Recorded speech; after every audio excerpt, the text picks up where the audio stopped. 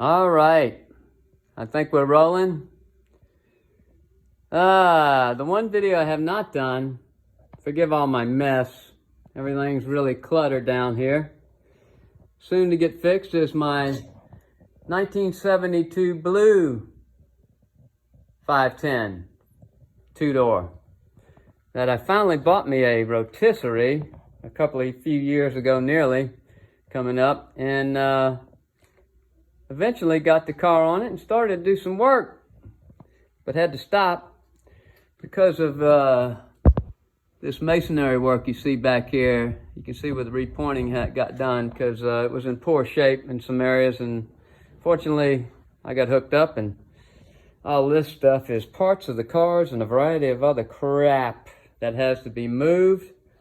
But the car just needs to be wire wheeled, and then floor pans either patched, replaced, whichever I figure out when I get to that point. I'm going to talk to my welding buddy.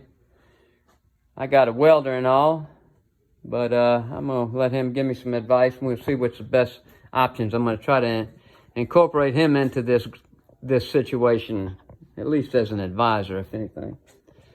But yes, I'm sorry I don't have any lights down here as much as my old car. I've had for 25 years, all apart down here. I took it apart in 1997 after I received it earlier in the 90s. It's all apart except the glass is still in it. The doors are off. I give my dust all over it in this out of focus video, but let me see if I don't trip myself. There we go.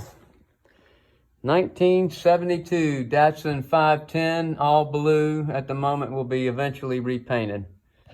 But anyway, I'll take y'all for a quick walk out the other side here, and show y'all what's getting ready to go in that car one day when I get it all together. I'm gonna sneak it through the shop. There's the Goon parked, which we're about to take a ride in.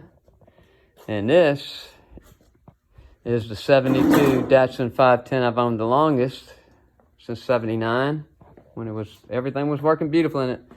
My poor old little truck that I have to get a power steering worked on, and the other Barracuda, which has a great body and a shifter right in between bucket seats that's automatic, and it works.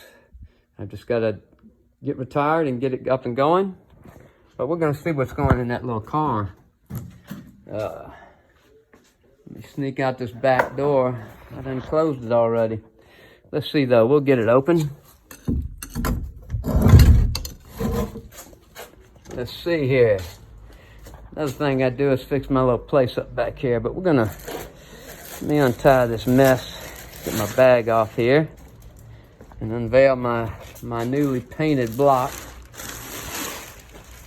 It's not very easily seen. Let me turn it back this way. But anybody that sees it, let me come on this side, will actually recognize what it is. Those of you who know, just looking at it will tell you that it is, oh, you can hardly see it, but here it is. Here, let me see if I can get some reflection. It's an L20B.